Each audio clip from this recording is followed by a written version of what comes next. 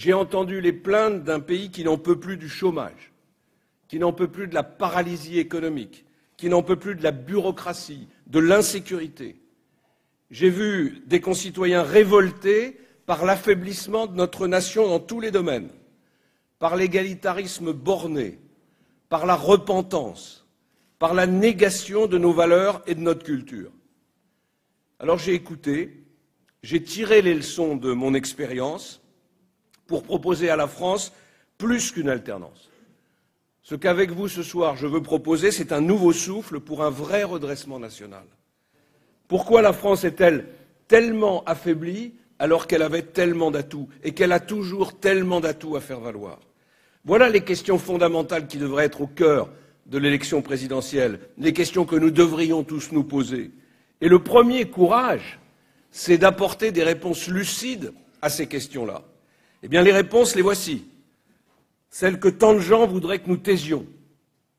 Celles qui sont soigneusement cachées. Nous avons abandonné notre école à des idéologues qui en ont fait un territoire d'expérimentation. Mes amis, un pays dont les dirigeants comptent sur la seule chance pour réussir et pas sur la justesse de leur politique est un pays qui a du souci à se faire. Nous sommes les seuls pour qui tout est impossible. Toute proposition forte serait trop dure, trop radicale. Ne réformez rien, malheureux, tout va s'écrouler. Comme si la France était devenue une sorte d'immense Mikado où le premier qui bouge a perdu. Alors que c'est précisément le contraire. C'est à cause de notre immobilisme que nous nous effondrons.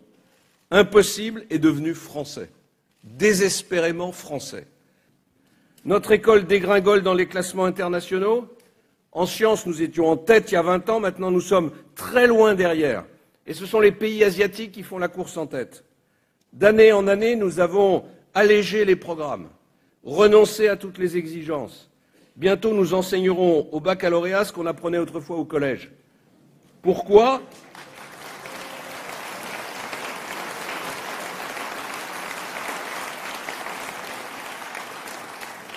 Pourquoi ? Mais parce que vous vous rendez compte, apprendre, c'est peut-être possible pour les Coréens, mais pas pour les Français. Impossible, c'est trop difficile. Et mon projet, je l'ai d'abord construit en pensant aux professeurs dont l'autorité est contestée dans la classe et à qui on demande tout, sauf de faire leur métier, qui est de transmettre des savoirs.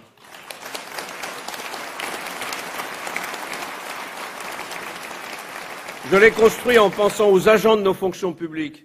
Je les respecte. Leurs missions sont parmi les plus nobles.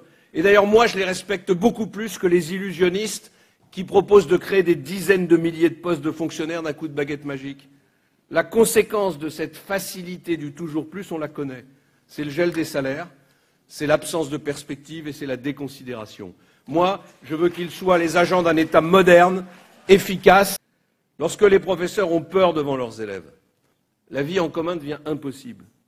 Lorsque la laïcité recule au nom des prétendus accommodements raisonnables, lorsque l'égalité entre les hommes et les femmes est remise en question dans certains quartiers, lorsque l'antisémitisme progresse, la liberté, l'égalité et la fraternité ne sont plus que l'ombre d'elles-mêmes. Oui, il faut remettre au centre de la République les institutions qui sont les piliers de l'autorité, l'école, la justice, les forces de sécurité et la famille. Et la famille.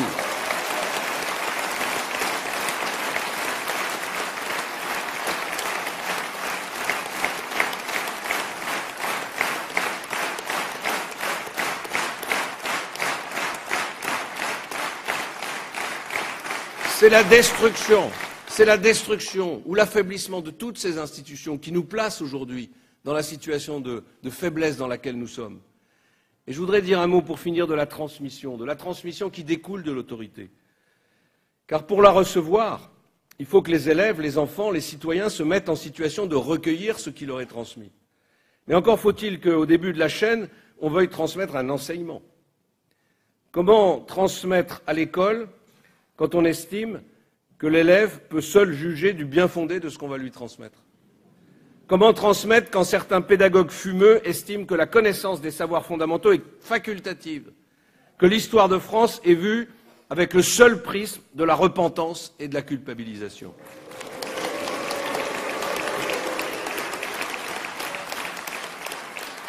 Lorsqu'une société renonce à transmettre, c'est le signe qu'elle est menacée de déclin. Ça veut dire qu'elle ne croit plus assez en elle-même pour juger bon de se prolonger à travers ses descendants. Sans passé dont elle peut être fière, la société n'a plus d'ambition pour son avenir. Elle est comme un bateau sans quille qui va se coucher à la moindre tempête. Qu'est-ce qu'une nation sinon avant tout l'ardente obligation de transmettre un patrimoine culturel, spirituel, historique? Cette conscience d'une aventure commune au fil des siècles nous rassemble tous et elle nous engage, même si on est venu d'ailleurs. Parce qu'on ne vient pas dans une maison sans respecter la maison.